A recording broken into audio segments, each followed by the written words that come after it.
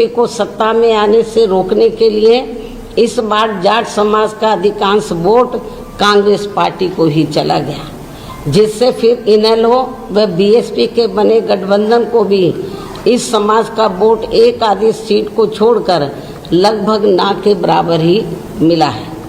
लेकिन इनकी जातिवादी मानसिकता की वजह से जाट समाज का वोट बीएसपी उम्मीदवारों को तो बिल्कुल भी नहीं मिला है, जबकि बीएसपी का दलित बेस वोट पूरा का पूरा इनेलो के उम्मीदवारों को ट्रांसफ़र हुआ है। लोगों को भी काफ़ी सावधान रहना होगा, जिसके लिए आज दिल्ली से आए, क्योंकि जब मालूम है मैं इधर आ रही हूँ तो दिल्ली प्रदेश के लोग भी बड़ी तादाद में इधर आ रहे हैं। उनको भी उनसे वो मुझसे भी बात करेंगे, और जिसके लिए आज दिल्ली से आए हुए लोगों को जरूरी दिशा निर्देश भी दिए जाएंगे। इन्हीं जरूरी बातों के साथ ही अब मैं पुनः मान्यवर श्री कांशीराम जी को अपने श्रद्धा सुमन अर्पित करते हुए अपनी बात यहीं समाप्त करती हूँ। धन्यवाद। जय भीम व जय भारत। एक सवाल है कि कहां चली रह गई हरियाणा चुनाव में जो गठबंधन किया है कि जाटों का वोट ट्रांसफर नहीं हो पाया? क्योंकि हरियाणा में मैंने बताया कि अभी वहाँ पर जो जाट समाज के लोग हैं, उत्तर प्रदेश की तरह उत्तर प्रदेश में तो जाट समाज की जातिवादी मानसिकता जो दलितों के प्रति काफ़ी हद तक बदली है हमने, लेकिन अभी हरियाणा में जो जाट समाज है उनकी जातिवादी मानसिकता अभी तक बदली नहीं है। तो एक तो ये कारण रहा है कि उन्होंने वोट नहीं दिया। दूसरा ये रहा कि वहाँ का जो जाट समाज है ये सोचता रहा कि बीजेपी को किसी भी कीमत पर हमें सत्ता में आने से रोकना है। तो जाट समाज के लोगों ने सोचा कि यदि हम विभिन्न गठबंधन को अपना वोट बांट देंगे तो बीजेपी फिर सत्ता में आ जाएगी। इसलिए जाट समाज के लोगों ने बीजेपी को सत्ता में आने से रोकने के लिए उन्होंने अपना एक तरफा वोट कांग्रेस पार्टी को दे दिया, जिससे हमारी पार्टी को ये नुकसान हुआ है। ठीक है।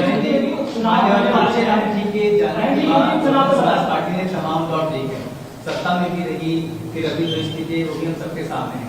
पिछले दिनों आपने अपना एक दुख जताया था कि जो हमारे समाज के लोग हैं, जाटो समाज के लोग, उन लोगों ने भी आप पूरे दलित समाज की बात करो ना, वो कांग्रेस के बहकाव में आ गए और समर्थन, लेकिन अब नहीं आएंगे। लेकिन उनको क्योंकि समय बहुत कम था, उस समय लोकसभा चुनाव डिक्लेयर हो गया था, इन्होंने ऐसी नोटंकी की, नाटकबाजी की कि हमारे लोग गुमराह हो गए। अब नहीं होंगे। चुनाव उत्तर प्रदेश में होने वाले हैं, क्या हरियाणा? वो जब माननीय सुप्रीम कोर्ट का जब जजमेंट आया SC/ST आरक्षण में वर्गीकरण और क्रीमी लेयर आदि को लेकर, तो जो पूरे देश में जो SC/ST वर्गों के लोग हैं उनकी आंखें खुल गई। जो ये संविधान बचाने, आरक्षण बचाने की बात करते, तो इस मामले में सारी पार्टियां, बीजेपी एंड कंपनी के लोग, कांग्रेस पार्टी एंड कंपनी के लोग, सारी की सारी पार्टियों ने कुछ भी इसके ऊपर सही जवाब नहीं दिया। बस आरक्षण की बातों करते रहे, हम ध्यान रखेंगे। लेकिन माननीय सुप्रीम कोर्ट में जब ये मामला आया तो सेंटर की ओर से जो सरकारी वकील होते हैं, कांग्रेस के भी, तो सबने माननीय सुप्रीम कोर्ट ने जो जजमेंट दिया उनकी हाँ में हाँ मिलाया है। तो इसलिए मैं आपको ये बताना चाह रही हूँ। और इतना ही नहीं, कांग्रेस के श्री राहुल गांधी ने तो विदेश में जाकर कह दिया कि वक्त आने पर हम इन वर्गों का पूरा आरक्षण खत्म कर देंगे। तो इसका असर पड़ा है पूरे देश में। और मुझे ऐसा लगता है कि जो इन्होंने लोकसभा चुनाव में फायदा उठाया, अब दोबारा से इस मुद्दे के ऊपर अब इनको फायदा मिलने वाला नहीं है। नहीं तो फिर हरियाणा में क्यों नहीं उठा लिया इन्होंने? कांग्रेस शासित तेलंगाना। ठीक है फिर, अच्छा भाई। हम सब DS4 व BSP के जन्मदाता एवं संस्थापक मान्यवर श्री कांशीराम जी की पुण्यतिथि है, और इस मौके पर आज पूरे देश में पार्टी के लोग विभिन्न स्तर पर संगोष्ठी एवं अन्य कार्यक्रम आदि करके, व खासकर लखनऊ, नोएडा एवं दिल्ली में भी इनके आदर सम्मान में निर्मित किए गए ऐतिहासिक स्मारक, प्रेरणा स्थल, संग्रहालय व पार्क आदि में इनकी लगी भव्य प्रतिमाओं पर अपने पुष्प अर्पित कर रहे हैं तथा पार्टी एवं मूवमेंट के हित में इनके पूरे देश में किए गए संघर्ष एवं कार्यों के साथ साथ यूपी में बीएसपी की रही सरकार में इनके सम्मान में किए गए अनेकों जनहित के कार्यों के बारे में भी लोगों को काफ़ी कुछ बता रहे हैं। इसके लिए पार्टी इन सभी का हार्दिक दिल से आभार प्रकट करती है।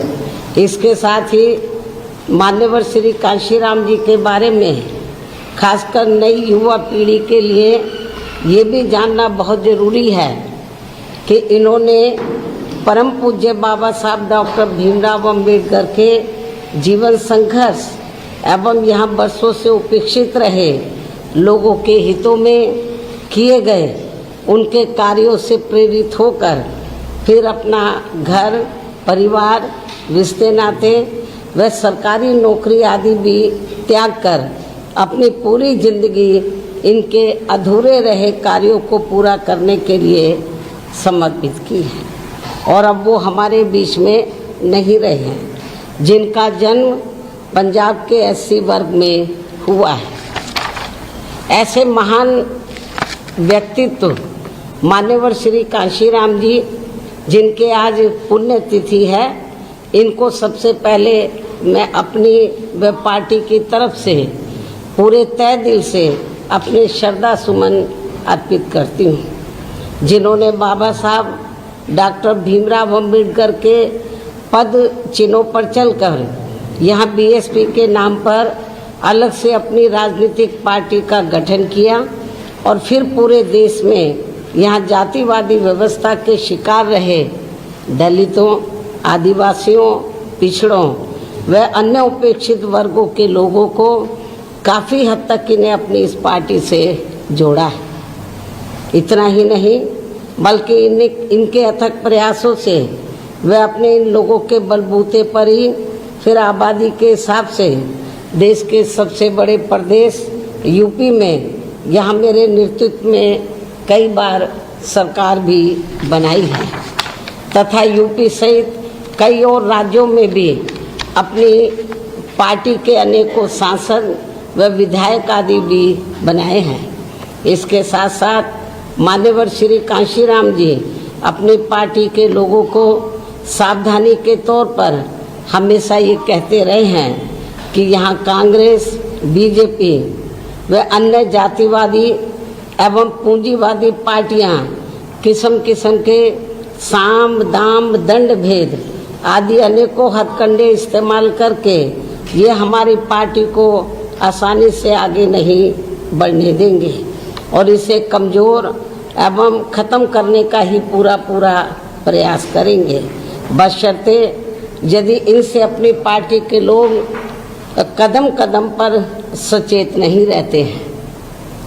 किंतु दुख की बात यह है कि इस मामले में इनके आए दिन किस्म किस्म के हथकंडों व षड्यंत्रों आदि से सावधानी ना बरतने की वजह से ही अब पिछले कुछ वर्षों से हमारी पार्टी काफ़ी खराब दौर से गुजर रही है, जिससे अपने लोगों को ज़रूर ऊपर उठना है और इन्हें अपनी पार्टी को हर स्तर पर पुनः मजबूत बनाना है, अर्थात घबराना नहीं है। जब हम आगे बढ़ेंगे किस्म किस्म की रुकावटें आएंगी, उसका हमें मुकाबला करना है और हमें ऊपर उठना होगा और अपनी पार्टी को हर स्तर पर हमें पुनः मजबूत बनाना होगा। हालांकि इस संदर्भ में आप लोगों को ये मालूम है कि देश में इस बार 18वीं लोकसभा के हुए आम चुनाव में खासकर कांग्रेस के इंडिया गठबंधन ने संविधान बचाओ व आरक्षण बचाओ आदि का ये हथकंडा इस्तेमाल करके फिर इसकी आड़ में इन्होंने देश के विशेषकर भोले भाले SC, ST व OBC वर्गों के लोगों को गुमराह करके व इनका अधिकांश वोट लेकर अपने गठबंधन को तो मजबूत बना लिया है, जिससे हमारी जैसी और पार्टियों को भी काफ़ी ज़्यादा नुकसान हुआ है।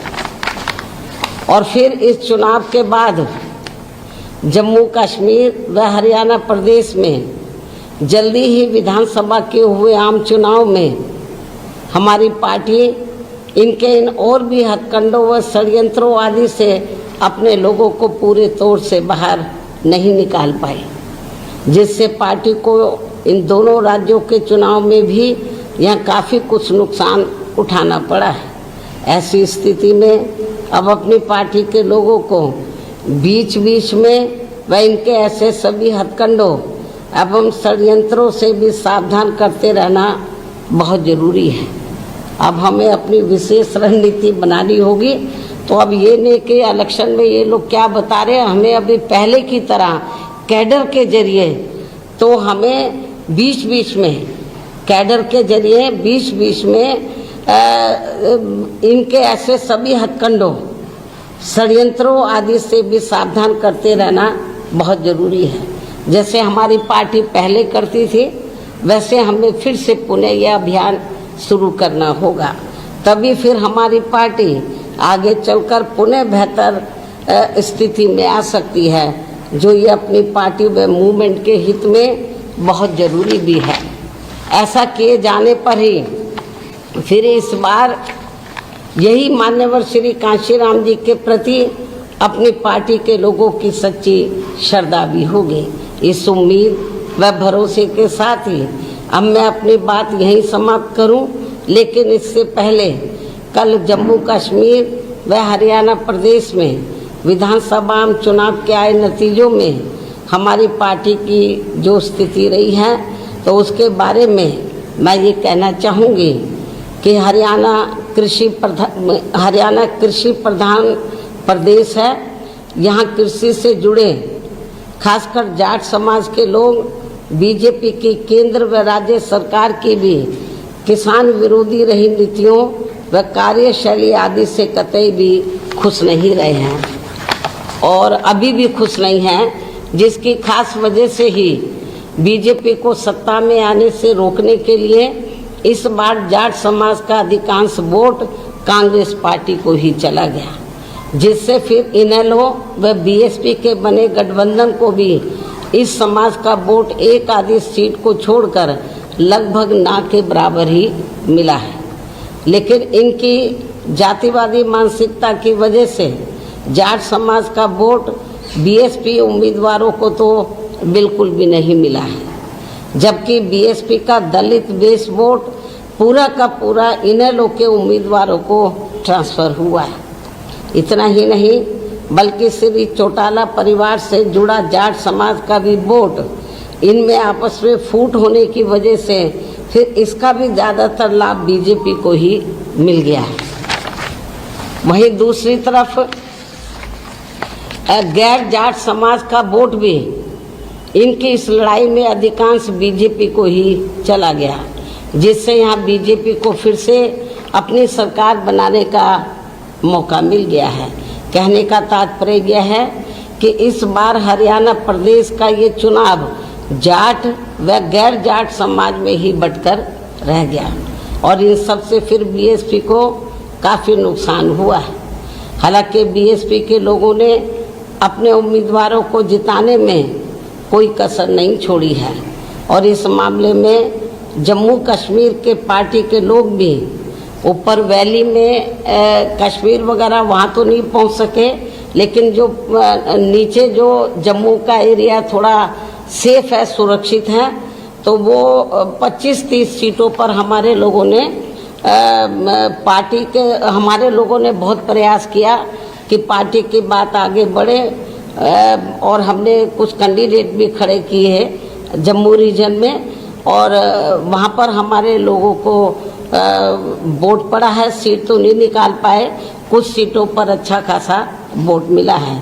इन सभी की जितनी भी इन वर्कर ने कोई कसर नहीं छोड़ी है, लेकिन हालात कुछ ऐसे बन गए जैसे हमने इनेलो से हरियाणा में अलायंस किया तो हमें जाट समाज का वोट मिला ही नहीं बीजेपी को हराने के लिए, या बीजेपी को सत्ता में बीजेपी वापस ना आए तो जाट वोट एक तरफा तो वो कांग्रेस को चला गया। तो बीएसपी के कैंडिडेट को केवल दलितों का वोट ही पड़ के रह गया। यदि वो थोड़ा वोट भी हमें 2-3% मिल जाता तो हमारी कुछ सीटें ज़रूर निकल आती, लेकिन जाट समाज का वोट वो बीजेपी को सत्ता में आने से रोकने के लिए वो कांग्रेस को चला गया। और वैसे भी जैसे उत्तर प्रदेश में जाट समाज की जो मानसिकता है वो काफ़ी हद तक बीएसपी की वजह से बदली है। उनकी जातिवादी सोच काफ़ी उत्तर प्रदेश में जाट समाज की बदली है, लेकिन अभी हरियाणा में नहीं बदली है। तो उनकी जो मानसिकता है दलितों के मामले में, तो वो भी अभी पूरे तौर से परिवर्तित नहीं हुई है। और यूपी में हुई है, हमारे एमएलए भी बने हैं। और जब मेरी सरकार बनी 2007 में पूर्ण बहुमत की, तो वहाँ पर हमने जाट समाज के कई लोगों को मंत्री आदि भी बनाया है। तो हमें यूपी की तरह अभी इनकी मानसिकता को हरियाणा में बदलना होगा, जो अभी पूरे तौर से नहीं बदली है। तो लेकिन इसके बावजूद भी हमारे लोग मैदान में डटे रहे और उन्होंने प्रयास किया कि अपनी पार्टी के कैंडिडेट जीतें, अच्छा वोट पड़े। इसके लिए मैं जम्मू कश्मीर व हरियाणा प्रदेश में जो पार्टी के लोग हैं उनकी मैं बहुत बहुत आभारी हूँ। इसके साथ ही यहाँ मैं ये भी बताना चाहती हूँ, ऐसी ये स्थिति जो अभी आई है खास तौर से हरियाणा में, ऐसी ये स्थिति आगे भी पैदा हो सकती है। इसलिए अभी से ही हमें यह अपनी रणनीति में भी अब हमें थोड़ा बदलाव करना होगा। क्या करेंगे वक्त आने पर आप लोगों को बता दिया जाएगा। इस प्रकार से इन सब बातों को ध्यान में रखकर अब हमें दिल्ली में यहाँ जल्दी ही होने वाले, महाराष्ट्र में भी होंगे वैसे तो चुनाव और झारखंड में भी होंगे, हम इन तीनों स्थानों पर चुनाव लड़ेगी हमारी पार्टी।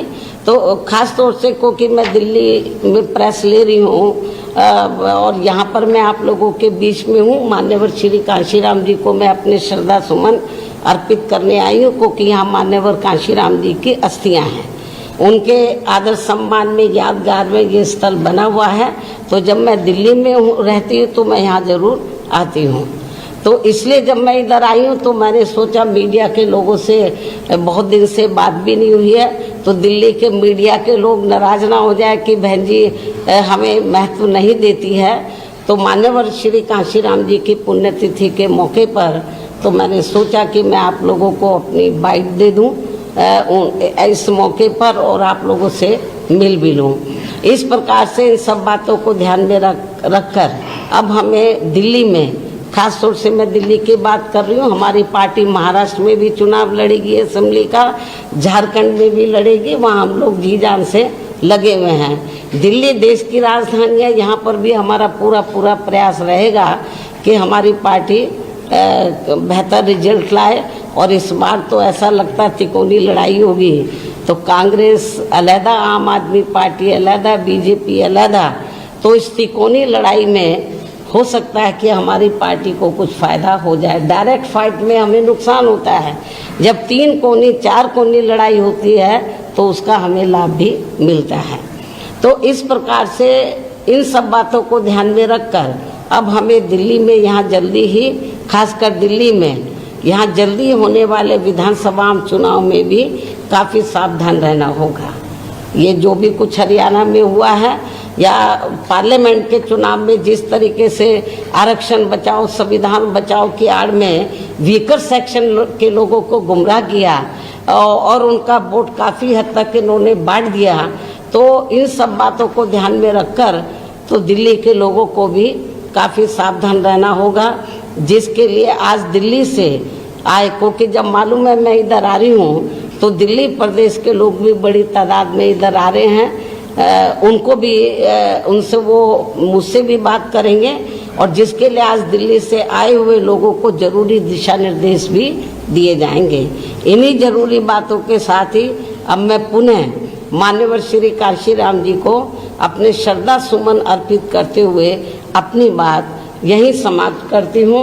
धन्यवाद। जय भीम व जय भारत। बहन जी, एक सवाल है कि कहाँ कमी रह गई हरियाणा चुनाव में जो गठबंधन किया है कि जाटों का वोट ट्रांसफर नहीं हो पाया? क्योंकि हरियाणा में मैंने बताया कि अभी वहाँ पर जो जाट समाज के लोग हैं उत्तर प्रदेश की तरह उत्तर प्रदेश में तो जाट समाज की जातिवादी मानसिकता जो दलितों के प्रति काफ़ी हद तक बदली है हमने, लेकिन अभी हरियाणा में जो जाट समाज है उनकी जातिवादी मानसिकता अभी तक बदली नहीं है। तो एक तो ये कारण रहा है कि उन्होंने वोट नहीं दिया, दूसरा ये रहा कि वहाँ का जो जाट समाज है ये सोचता रहा कि बीजेपी को किसी भी कीमत पर हमें सत्ता में आने से रोकना है। तो जाट समाज के लोगों ने सोचा कि यदि हम विभिन्न गठबंधन को अपना वोट बांट देंगे तो बीजेपी फिर सत्ता में आ जाएगी, इसलिए जाट समाज के लोगों ने बीजेपी को सत्ता में आने से रोकने के लिए उन्होंने अपना एक तरफा वोट कांग्रेस पार्टी को दे दिया, जिससे हमारी पार्टी को ये नुकसान हुआ है। ठीक है,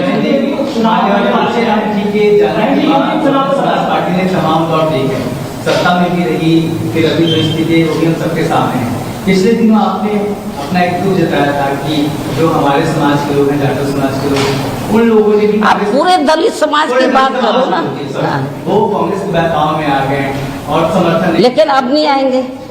लेकिन उनको क्योंकि समय बहुत कम था, उस समय लोकसभा चुनाव डिक्लेयर हो गया था, इन्होंने ऐसी नोटंकी की, नाटकबाजी की कि हमारे लोग गुमराह हो गए। अब नहीं होंगे। चुनाव उत्तर प्रदेश में होने वाले हैं, क्या हरियाणा वो जब माननीय सुप्रीम कोर्ट का जब जजमेंट आया SC/ST आरक्षण में वर्गीकरण और क्रीमी लेयर आदि को लेकर, तो जो पूरे देश में जो SC/ST वर्गों के लोग हैं उनकी आंखें खुल गई, जो ये संविधान बचाने, आरक्षण बचाने की बात करते। तो इस मामले में सारी पार्टियां, बीजेपी एंड कंपनी के लोग, कांग्रेस पार्टी एंड कंपनी के लोग, सारी की सारी पार्टियों ने कुछ भी इसके ऊपर सही जवाब नहीं दिया, बस आरक्षण की बातों करते रहे, हम ध्यान रखेंगे। लेकिन माननीय सुप्रीम कोर्ट में जब ये मामला आया तो सेंटर की ओर से जो सरकारी वकील होते हैं, कांग्रेस के भी, तो सबने माननीय सुप्रीम कोर्ट ने जो जजमेंट दिया उनकी हाँ में हाँ मिलाया है। तो इसलिए मैं आपको ये बताना चाह रही हूँ। और इतना ही नहीं, कांग्रेस के श्री राहुल गांधी ने तो विदेश में जाकर कह दिया कि वक्त आने पर हम इन वर्गों का पूरा आरक्षण खत्म कर देंगे। तो इसका असर पड़ा है पूरे देश में, और मुझे ऐसा लगता है कि जो इन्होंने लोकसभा चुनाव में फ़ायदा उठाया, अब दोबारा से इस मुद्दे के ऊपर अब इनको फ़ायदा मिलने वाला नहीं है। नहीं तो फिर हरियाणा में क्यों नहीं उठा लिया इन्होंने? कांग्रेस शासित तेलंगाना। ठीक है फिर, अच्छा भाई। राम सर DS4 व BSP के जन्मदाता एवं संस्थापक मान्यवर श्री कांशीराम जी की पुण्यतिथि है, और इस मौके पर आज पूरे देश में पार्टी के लोग विभिन्न स्तर पर संगोष्ठी एवं अन्य कार्यक्रम आदि करके, व खासकर लखनऊ, नोएडा एवं दिल्ली में भी इनके आदर सम्मान में निर्मित किए गए ऐतिहासिक स्मारक, प्रेरणा स्थल